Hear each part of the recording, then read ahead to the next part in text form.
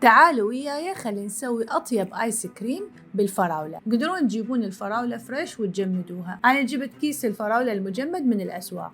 خليت كوبين من الفراولة وكوب من الحليب المكثف المحلى. بعدين جبت الكريمة الجاهزة من نون يكون بيها ظرفين. خليت ظرف واحد وخليت ملعقة كوب فانيلا. بعدين راح أسويها بالخلاط كل الزين إلى أن تختلط المكونات مع بعضها البعض. طلعتها وخليتها بالبايركس وأخليها بالمجمدة من 6 إلى 8 ساعات، ويفضل تخلوها ليلة كاملة. بعدين نطلعها ونصب وألف عافية. وزينتها بهذا الصوص بالتوت. جبت هذه السبرينكلز صغار وخليت فوقها وصار شكلها ولا أحلى، وطلعت كلش طيبة. لا تنسون تشتركون بالقناة وتسوون لايك للفيديو وتفعلون الجرس حتى توصلكم وصفاتي أول بأول.